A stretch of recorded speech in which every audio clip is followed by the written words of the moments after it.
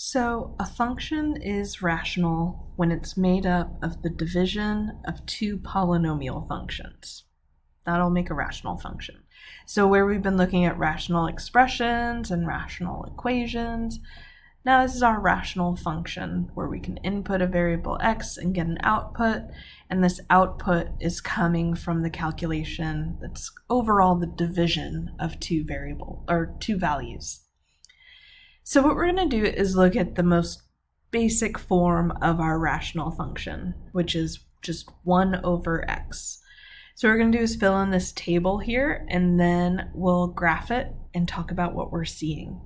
So for this table, we're just looking at 1 over x, which means we're plugging in these values into the denominator. So for this first value, plugging in -10, that would make this a -1/10. Plugging in -4 would make this -1/4. Plugging in -3, -1/3, -1/2. If we plug in -1, then it's a -1 over 1, which is just 1. If we plug in 0, we're going to have a problem because we can't have 0 in the denominator. So that's going to be undefined right there. But if I plug in 1, 1 over 1 is 1, 1 over 2, 1 over 3, 1 over 4, 1 over 5, 1 over 8. So let's go ahead and plot these points. Now these decimals, these fractions are going to be a bit tough, like doing -1/10. All I'm going to do is show that at -10, we are very close to the x-axis there. -4 is a little bit easier to see where a fourth is. And then we have a third, and then we have a half, and then -1. And then we have +1, half, fourth, third-ish. So it should be a little higher. Eighth, and then I'll just get super close to the x-axis. Now let's talk about what's happening in here. So at 0, we're undefined. So what we're going to have here is a vertical asymptote. It's going to be this vertical line that we cannot cross because we cannot have an output on that line, because if we plug in x equals 0, our function falls apart. So that's our vertical asymptote.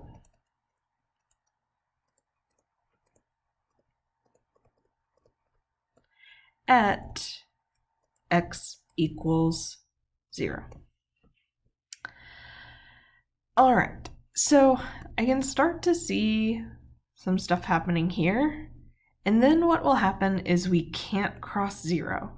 So let's think about, what if we plugged in 1/2? And actually, let me just do this on the positive side. It'll be easier to think about positive numbers.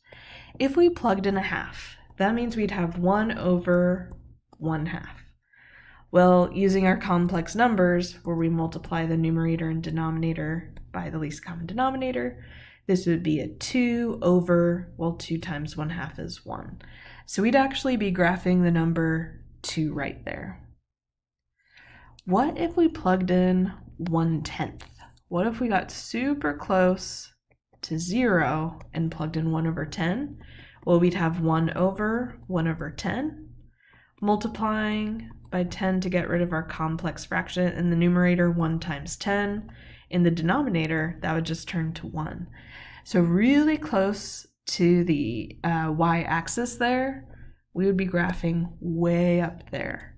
So the smaller our fraction gets, the larger our output gets. So what our graph is going to look like is it's going to come from positive infinity. It'll be close. I don't quite want to be that close, but it'll be close, and these values will be getting bigger, but just at a fraction level. And then we'll go over here, and then we'll get super close to the x-axis, but never cross it there. So what's happening is we also have a horizontal asymptote, where as we plug in these really large numbers, it just creates these very small fractions. So with these fractions, we'll get infinitely close to 0, but it'll never equal 0. Same thing is happening over here. Like if I plugged a -1/2, that would be a -2. If I did -1/10, that would be at -10. So the graph is coming from over here, and the fractions get smaller and smaller and smaller and go off to -infinity.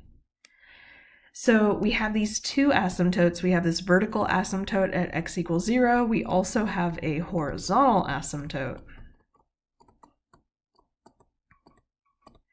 at y = 0.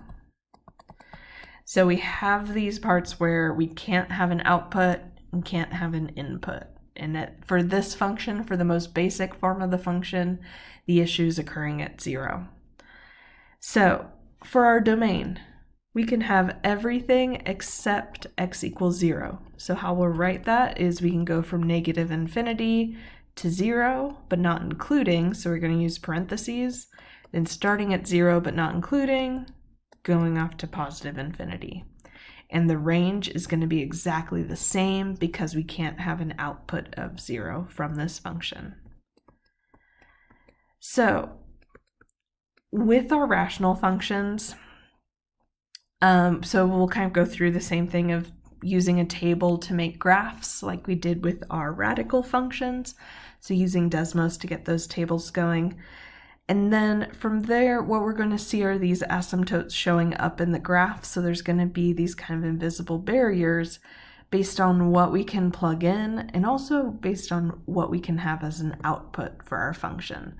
The idea being with this case in the horizontal asymptote is that no matter what I plug in for x there, I can't have an overall value of 0 come out. So that's where we end up with that horizontal asymptote. So domain and range, we're going to look at finding domain algebraically, and what it comes down to is the fact that the denominator cannot equal 0. So we can see that with our graph here, we can see that with the table, and in the next video we'll look at that algebraically.